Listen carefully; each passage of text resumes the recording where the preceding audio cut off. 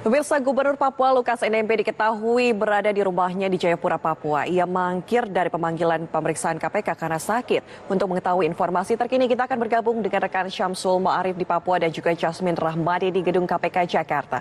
Pertama kita ke Syamsul. Selamat siang Syamsul, apakah rumah Lukas NMB ini masih dijaga ketat oleh para pendukungnya dan juga pihak kepolisian?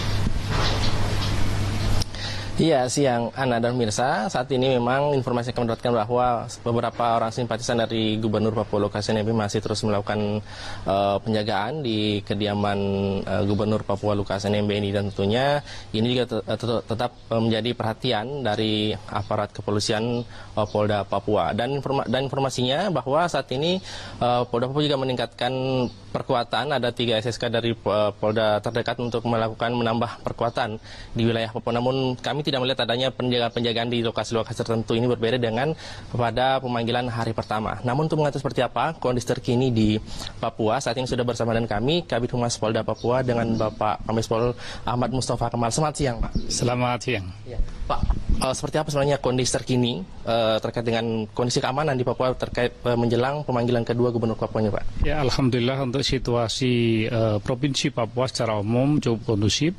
Untuk Kota Jayapura kita lihat bersama ya, dari pagi hari hingga saat ini cukup kondusif, aktivitas seperti sedia kala. Tidak ada gejolak-gejolak yang akan terjadinya unjuk rasa, karena kita juga monitor situasi sejak terjadinya orasi 1 minggu yang lalu, terus kemudian situasi aktivitas masyarakat juga berjalan dengan baik.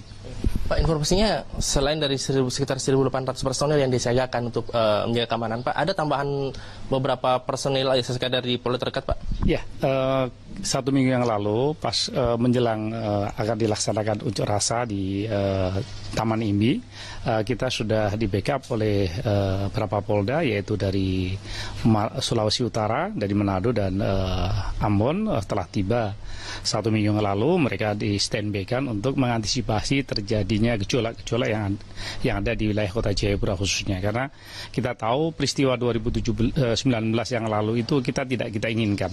Jadi kemarin 1 minggu setelah mereka melakukan pemberitahuan, terus kemudian kita undang korlapnya dan kita ketemu dan kita sepakati sehingga proses dari masyarakat atau pendukung Bapak Lukas NMB dari titik-titik yang telah ditentukan oleh Korlap, kita kawal dari titik menuju ke Taman Imbi, dan setelah mereka menyampaikan orasi dan diterima oleh perwakilan dari DPRP Kabupaten Provinsi Papua, mereka juga kembali juga dilakukan pengawalan oleh rekan-rekan kami dari Satuan Lalu Lintas.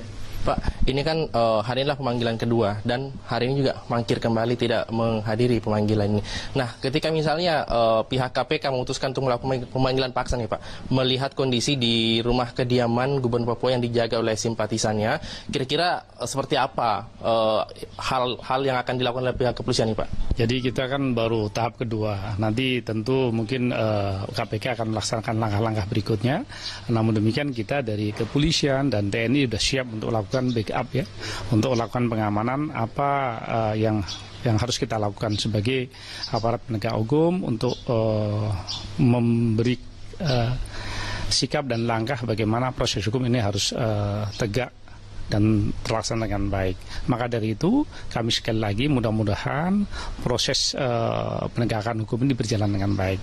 Tentu kepada seluruh warga masyarakat Papua, baik yang melakukan pendukung Bapak Lukas NMB, kemudian ada beberapa warga masyarakat juga yang mensupport untuk melaksanakan penegakan hukum. Tentu kita sama-sama sadar bahwa kita sepakat, kita semua untuk menciptakan aman dan nyaman di wilayah Papua. Pak, informasinya bahwa rumah kediaman Gubernur Papua Lukas NMB ini memang dijaga oleh pendukungnya, oleh simpatisannya. Nah, kalau dari pantauan dari pihak kepolisian, Pak, seperti apa lokasi di sana, Pak? Jadi kan beliau kan punya rumah pribadi di Koya Tengah, dan di sana beliau saat ini berdomisili ya, berada dengan keluarganya, dan kemudian ada beberapa warga masyarakat ya yang melaksanakan berada di sekitar kediaman beliau ya. tentu ini tidak sebesar ketika waktu pemanggilan pertama atau bahkan ketika menjelang pelaksanaan unras unjuk rasa dari para pendukung. Sekarang sudah relatif berkurang sangat jauh.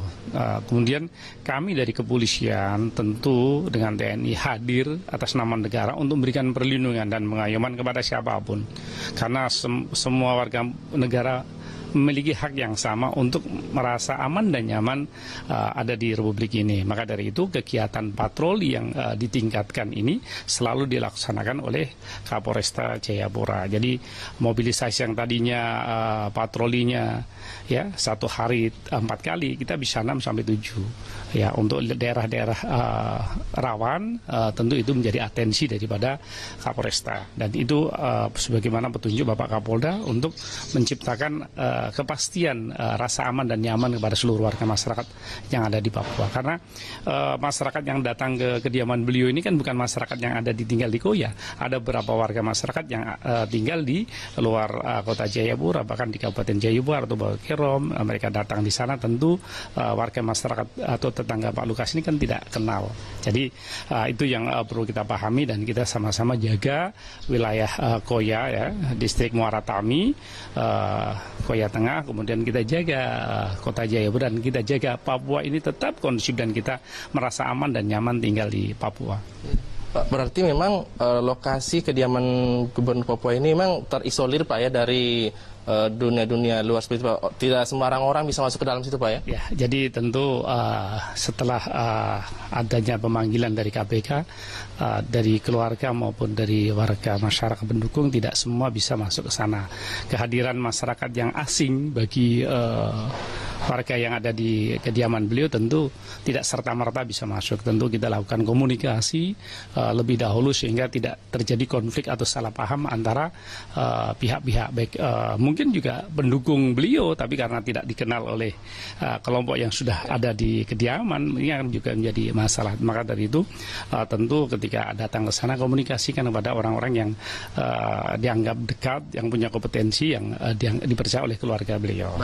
Baik, terima kasih Pak Kabid atas informasinya. Ya, Ana, itu tadi keterangan dari Kabid Humas Polda Papua dan tentunya hari ini kondisi diplomasi kondusif dan tentunya para kepolisian masih terus melakukan penjagaan seperti dikatakan tadi, patroli-patroli rutin yang dilakukan di beberapa lokasi. Itu dulu Ana, laporan dari Papua, kita akan berikan ke Anda di Jakarta. Baik, Syamsul Ma'arif langsung dari Papua dan sekarang kita langsung menuju ke Jasmine di Gedung KPK Jakarta.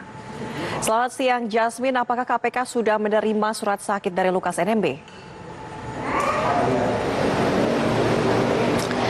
Ya, selamat siang Ana, Telita dan juga pemirsa. Benar sekali bahwa hari ini Komisi Pemberantasan Korupsi menjadwalkan pemeriksaan terhadap Gubernur Papua Lukas NMB, yang mana memang sebelumnya KPK sudah menetapkan Lukas sebagai tersangka kasus gratifikasi sebesar 1 miliar rupiah. Bahkan KPK juga sudah melayangkan surat panggilan kepada Lukas untuk kedua kalinya, karena sebelumnya KPK juga sudah memanggil Lukas pada tanggal 12 September 2022 lalu, namun ia juga berhalangan untuk hadir.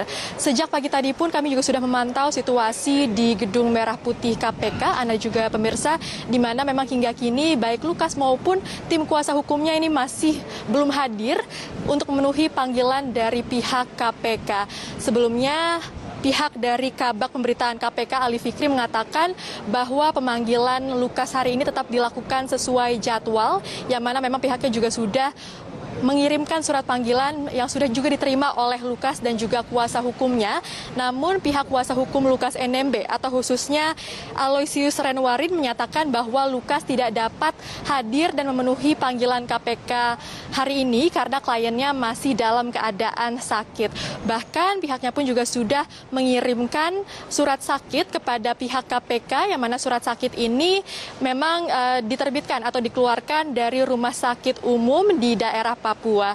Dan selain itu pemirsa, memang pihaknya pun tidak merinci sakit apa yang saat ini dialami oleh Lukas. Meski demikian, Aloysius mengatakan bahwa kliennya ini mengalami kaki bengkak dan juga tekanan darah tinggi. Pihak kuasa hukum pun juga akan menggelar konferensi pers hari ini, Ana, Telita dan juga pemirsa, di kantor perwakilan Pemprov Papua yang berlokasi di Jakarta Selatan pada pukul 11.30, dan kami akan terus memantau apa saja yang nantinya akan disampaikan pada konferensi konferensi pers tersebut dan juga memantau apakah pihak kuasa hukum nantinya akan datang ke Gedung Merah Putih KPK setelah konferensi pers digelar. Pemirsa, tadi kami juga sempat menanyakan kepada Ali Fikri mengenai keberadaan dari Lukas NMB saat ini melalui pesan singkat, yang mana memang pihak KPK atau Ali Fikri mengatakan bahwa ia masih terus menunggu konfirmasi dari pihak Lukas NMB karena memang pihak Lukas juga masih belum memberikan konfirmasi apapun kepada pihak KPK. Dan pemirsa, memang diketahui bahwa kabar Lukas NMB yang sudah ditetapkan sebagai tersangka sebelumnya diumumkan atau diberitahukan oleh koordinator kuasa hukumnya, yakni Stefanus Roy Rening, yang mengatakan bahwa pihaknya menerima surat dari KPK yang menyatakan bahwa kliennya sudah ditetapkan sebagai tersangka pada tanggal 5 September 2022 lalu, dan hingga kini proses penyidikan pun masih terus berlangsung.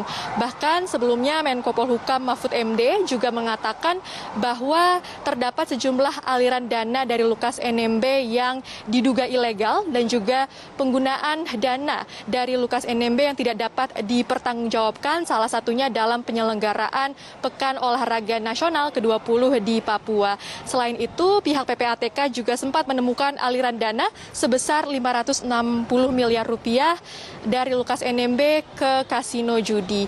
Anatelita, kami akan terus memantau situasi di Gedung Merah Putih KPK dan memastikan apakah nantinya kuasa hukum Lukas NMB ini akan hadir dan berkunjung ke Gedung Merah Putih KPK atau tidak. Untuk sementara itu kami kembalikan ke studio, Anatelita. Baik, terima kasih Jasmine Rahmadi mengabarkan langsung dari Gedung KPK Jakarta. Sebelumnya sudah ada rekan Syamsul Ma'arif mengabarkan langsung dari Papua.